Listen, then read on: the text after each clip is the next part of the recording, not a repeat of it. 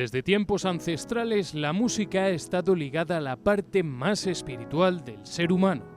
Por eso ha sido usada en la liturgia y el rito religioso. El órgano está unido inseparablemente al culto católico, y eso lo saben bien las 25 monjas benedictinas de la Abadía de la Santísima Trinidad de El Tiemblo. Hoy este edificio nos abre sus puertas para conocer este instrumento.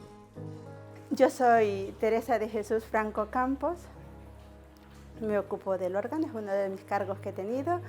Creo que llevo sobre ello ya unos 15 años, podría decir. Y nada, aquí estamos. Bienvenido a nuestra casa, a esta abadía de la Santísima Trinidad del Tiemblo. La abadía se asentó aquí desde 1925. Las primeras 4 hermanas que formaron la primitiva comunidad se fueron a formar a París, en Francia, a Saint-Louis del Temple. Una señora de Sevilla fue la que donó todo lo que conocemos ahora, el entorno de la finca y parte del monasterio, o sea, y todo el monasterio. Estuvo también entre estas primeras 4 hermanas que se fueron a fundar, y cuando se pidió el permiso también, el señor obispo pidió que también hubiese una escuelita para los niños pobres del pueblo. Entonces siempre se buscó que fuera lo mejor para el pueblo, donde se ubicaba, donde poder ayudar, un centro de oración y de acoger a los niños. Y por esta escuela han pasado muchas generaciones de tembleños y vecinos de su comarca. De este monasterio, aparte de poder tener la escuela, lo que se buscaba era la función de la alabanza divina a la Santísima Trinidad. Que sonara siempre, repercutiera desde que se levantaba una vida monástica que alabara a Dios con los salmos. O sea, y el órgano siempre está introducido, es algo que nos acompaña. Desde que nos levantamos a las 6:30 que rezamos maitines, ya el órgano funciona, o sea, porque con él introducimos todas las antífonas, los himnos, introducimos el himno y el Deus.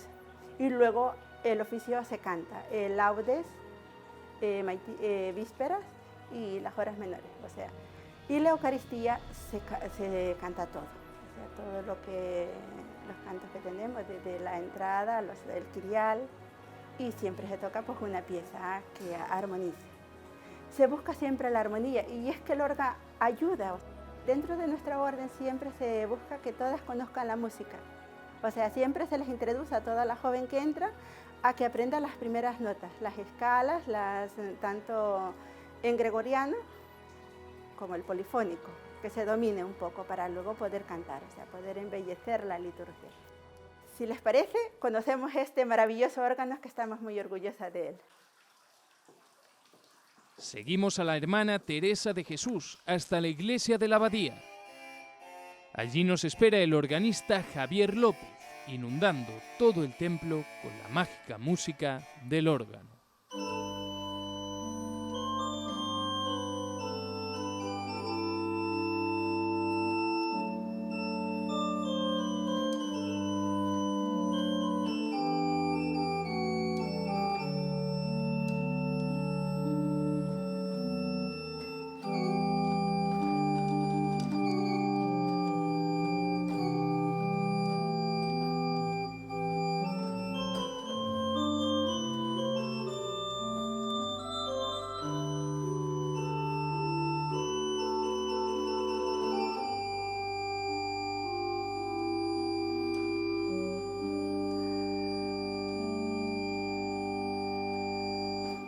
Estamos ante uno de los instrumentos más jóvenes de la provincia de Ávila. Es un instrumento que se construyó en el siglo XX. Es un instrumento muy peculiar. Primero por la ubicación, está en este espacio tan hermoso de las Madres Benedictinas, pero no era la ubicación para la que estaba pensada este instrumento.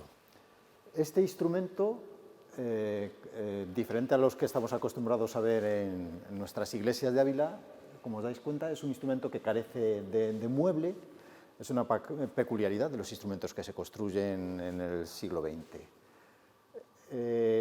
Y estaba pensado para estar en una casa particular. Es un instrumento de estudio, no es un instrumento de iglesia, lo asociamos normalmente a las iglesias, Pero en este caso se trata de un instrumento construido para una vivienda.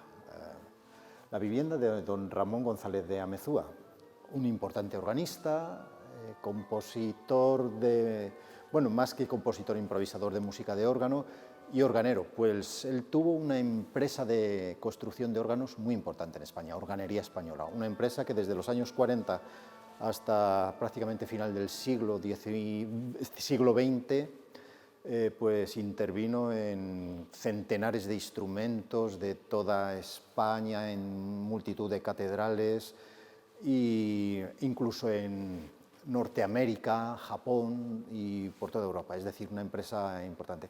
Don Ramón González de Amezúa, que fue presidente durante muchos años de la Real Academia de Bellas Artes de San Fernando, y digamos que por una disposición de su familia, cuando fallece en el año 2015, bueno, pues este órgano ha tenido la suerte de venir a parar a este convento de las Madres Benedictinas, y es algo que a don Ramón le hubiera encantado, saber que el instrumento que tenía en casa para estudio pues se sigue empleando para lo que él trabajó tanto, que es para la música en el culto, para la liturgia. Es un órgano que canta todos los días, entonces es una suerte para el legado que nos ha dejado don Ramón González de Amezúa. Una cosa que me gusta de este instrumento y de este lugar es que los instrumentos, como es lógico, están pensados para ser sonados. Y este instrumento pues tiene la suerte de eso, de cumplir el cometido para el que ha sido pensado, que es hacer música, la de los órganos, que está pensada pues para elevar el alma, para conmover, para mover los corazones, para trascender, para comunicar aquello que las palabras muchas veces no pueden comunicar, para elevarnos.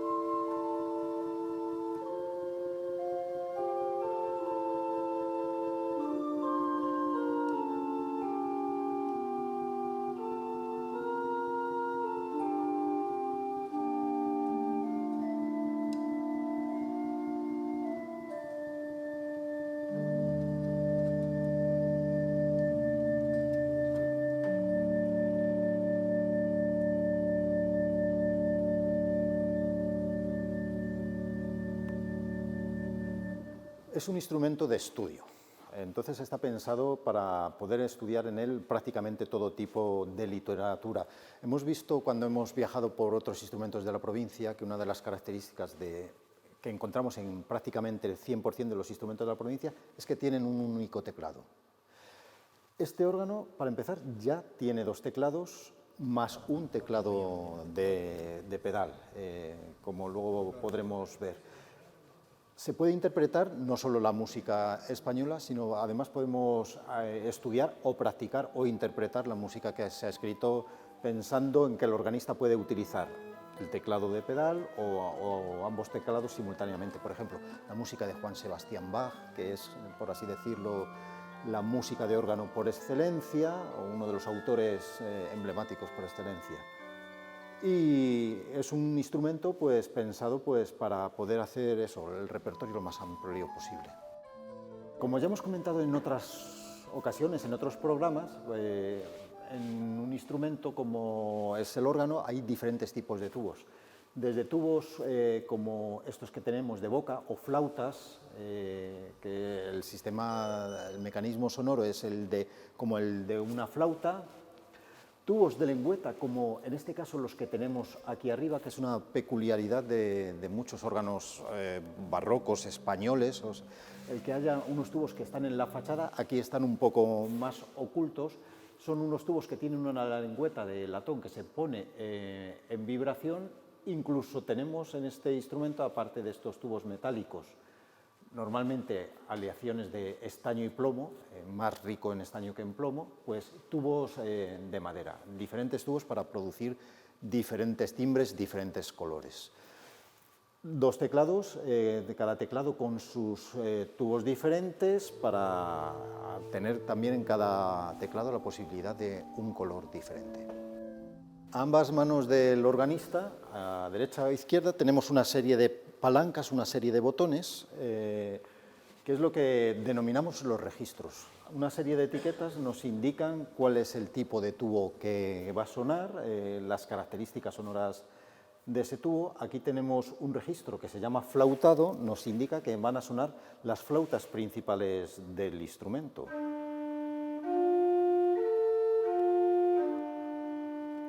Hay registros con el nombre tan curioso, por ejemplo, de violón, que por la construcción del tubo son tubos que están tapados y van a producir un timbre diferente.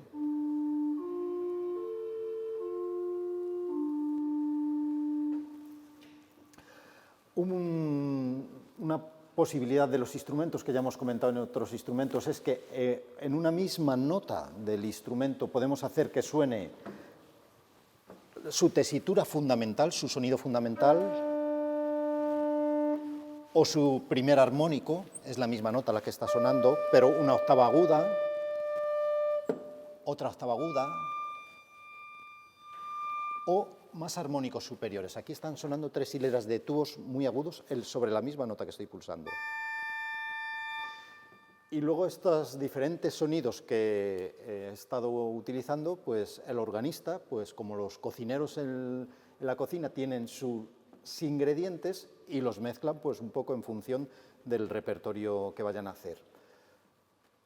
Y así produciendo diferentes sonoridades. Aquí vemos otra sonoridad que dice orlos. Son estos registros que tenemos aquí arriba que van a tener una sonoridad peculiar, porque el tubo, digamos, está tapado, la onda sonora se rompe y va a tener digamos, un timbre tosco, un timbre un poquito áspero.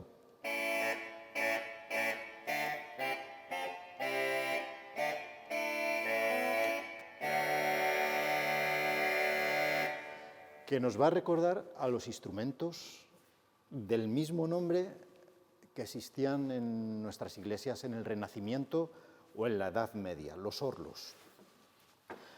Registros de una mano de un teclado, el teclado superior, o registros del teclado inferior, para poder tocar en dos teclados indiferentemente. Y luego es algo muy peculiar en muchos instrumentos, sobre todo aquí españoles, que haya registros de adorno. Registros de adorno son especie de juguetes, porque así se les puede denominar, que se utilizan y que eran muy utilizadas por los organistas, pues para producir efectos y que eran normalmente utilizados los días de fiestas. Aquí tenemos un registro que dice pajaritos. ¿Qué es lo que va a hacer que suene? Pues realmente unos pájaros.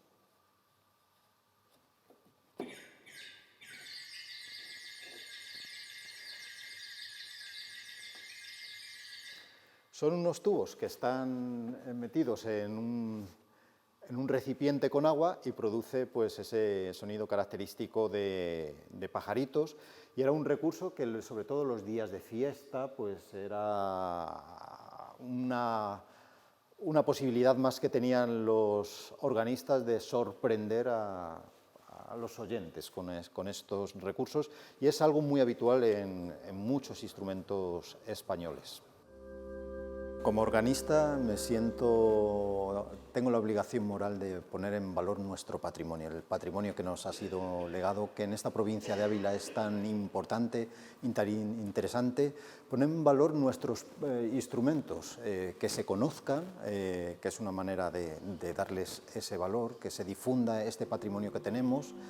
¿Por qué no pensar en posibles futuras restauraciones de tantos instrumentos tan interesantes que hay en la provincia de Ávila? Poner en valor también la música que se hace para estos instrumentos. Es otra de las misiones que tengo como organista. Hemos escuchado la música de Johann Sebastian Bach, que es uno de los autores emblemáticos de la música para órgano. Pero ¿por qué no música que no es tan conocida? Música escrita, por ejemplo, por mujeres. Estamos en un convento de madres benedictinas y he tocado pues una pieza, un Rorate Celli de una compositora francesa, Jeanne de Messier. Es una compositora realmente conocida, una gran organista, nacida en 1921 y muerta en 1968, muy reciente en el tiempo. Pero, por ejemplo, ¿por qué no poner en valor otras organistas u otros organistas que no son tan conocidos? He tocado también un fragmento de un andante con variaciones de una organista española, Isabel Prota y Carmena, una organista nacida en 1854, muerta en 1928, de la que posiblemente la gente que nos está viendo ahora por televisión posiblemente no haya oído hablar nunca. Y fue una mujer muy importante, una mujer que obtuvo importantes premios. En 1882 ganó un certamen en Salamanca con una composición para coro y orquesta, precisamente sobre unos versos de Santa Teresa, Vivo sin vivir en mí. Fue premiada en la Exposición Universal de la Colombina, que se celebró, por ejemplo, en Chicago en el año 1893, es decir, estamos hablando de una mujer realmente importante que hizo música muy interesante y que realmente, bueno, pues son, como ocurre en tantas facetas de la vida, las grandes desconocidas.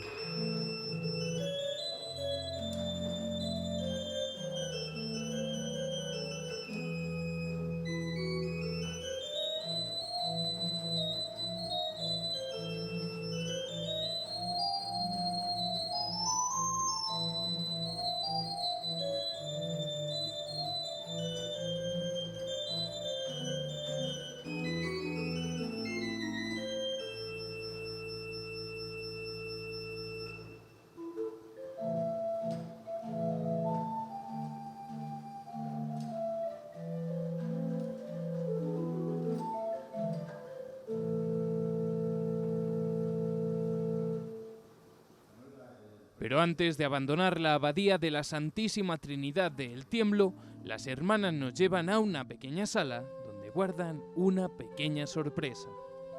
Estamos en un instrumento de la familia del órgano, pero que no es un órgano. Es muy frecuente ver en nuestras iglesias instrumentos que tienen teclado, que funcionan con viento, pero no hay tubos.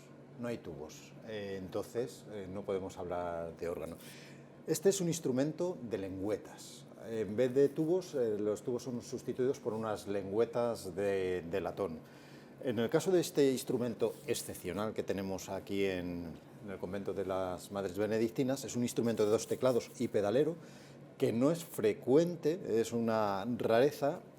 Son instrumentos que se popularizaron sobre todo a final del siglo XIX, de la familia de los armonios, que es como les conocemos a todos los instrumentos que hay en muchas de nuestras parroquias. Son instrumentos muy populares porque eran instrumentos bastante más económicos que un órgano de comprar y bastante más económicos de mantener. Por tanto, una parroquia, por humilde que fuera, tenía la posibilidad de tener un instrumento de estas características. Entonces es muy frecuente encontrarle, como he dicho, en todas las iglesias. El caso de este instrumento es excepcional por los 2 teclados que tiene y el teclado de pedal. Son instrumentos que vienen normalmente de Francia, que es de donde se empezaron a popularizar, y vinieron sobre todo a final del siglo XIX, pues se introdujeron en la península, siendo un instrumento, como digo, muy popular. Es de la familia, por tanto, de los acordeones, podríamos decir. Es como un acordeón, para llamarlo así, un acordeón de mesa.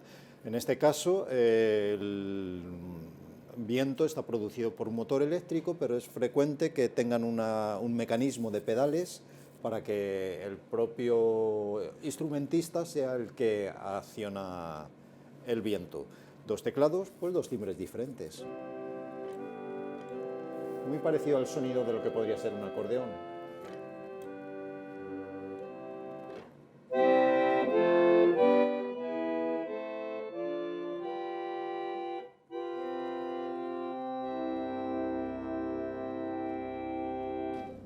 Y aquí termina nuestro paseo, desde la abadía de la Santísima Trinidad de El Tiemblo, donde las monjas benedictinas seguirán acompañando su vida monástica con la música de órgano.